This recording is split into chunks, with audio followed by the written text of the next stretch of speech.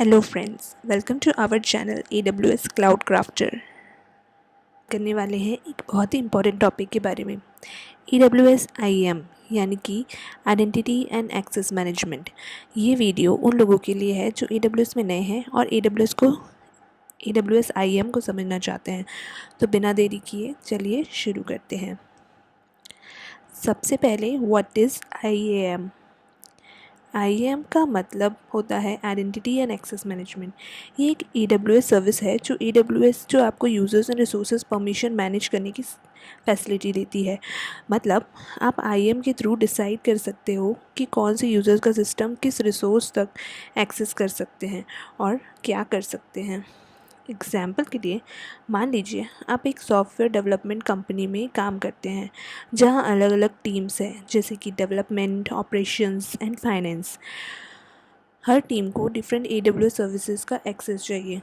Developers को EC2 instance का access चाहिए, ऑपरेशन टीम को मॉनिटरिंग टूल्स का और फाइनेंस टीम को बिलिंग इंफॉर्मेशन का। IAM आपको ये कंट्रोल देने में हेल्प करता है।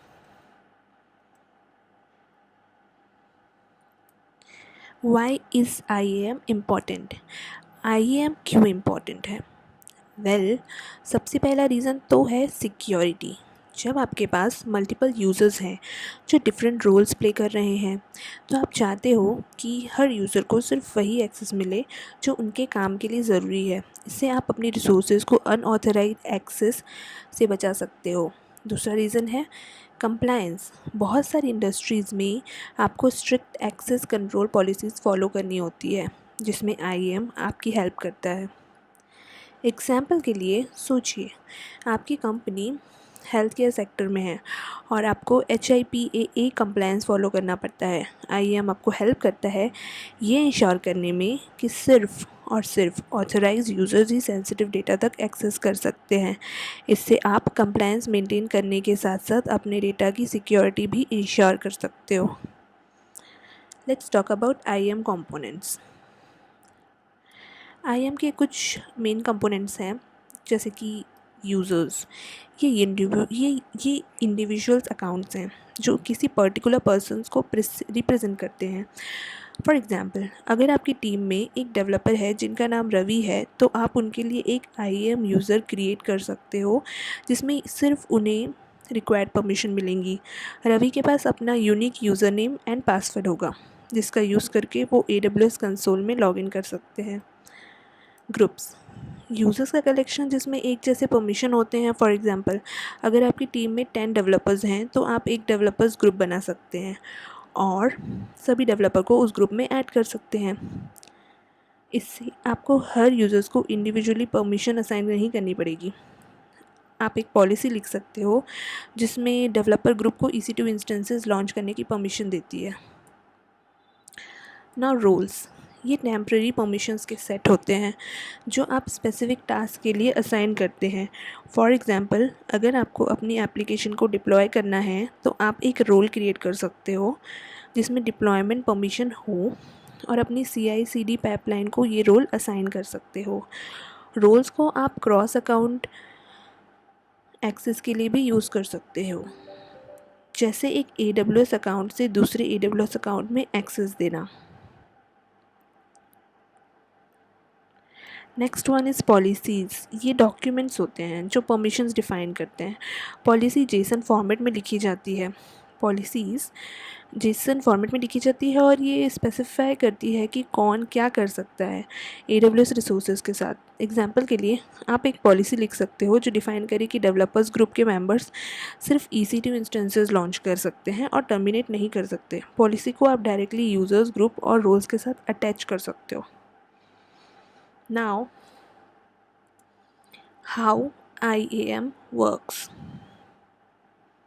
IAM कैसे काम करता है? जब भी कोई यूज़र या एप्लीकेशन AWS रिसोर्स को एक्सेस करना चाहता है, IAM रिक्वेस्ट को ऑथेंटिकेट और ऑथराइज़ करता है।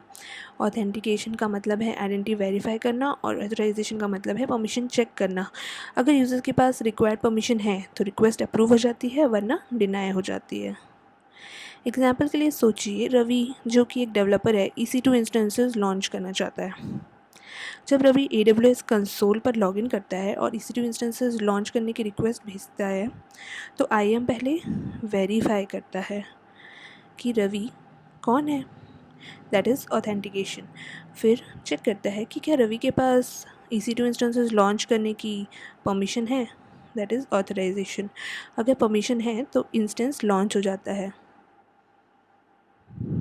वरना रिक्वेस्ट डिनाई हो जाती है। IAM पॉलिसीज़ का सिंटेक्स कुछ इस प्रकार होता है। इस एग्जाम्पल में पॉलिसी अलाउ करती है कि EC2 रन इंस्टेंसेस एक्शन सभी रिसोर्सेज के लिए है। आप पॉलिसीज़ को काफ़ी ग्रैनुलर बना सकते हो ताकि स्पेसिफिक एक्शंस और रिसोर्सेज के लिए परमिशन डिफाइन कर सको। Now best practices for IAM।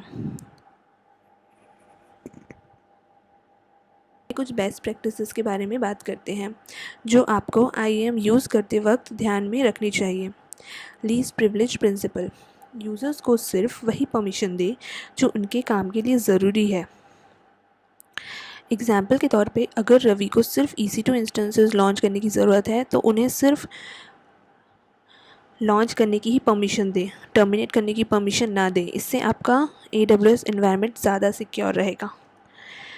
Multi factor authentication, MFA enable करें ताकि एडिशनल सिक्योरिटी लेयर ऐड हो जाए। एग्जाम्पल के लिए आप MFA इनेबल कर सकते हो जिसमें रवि को लॉगिन करते वक्त अपने फ़ोन नंबर पे एक कोड एंटर करना होगा।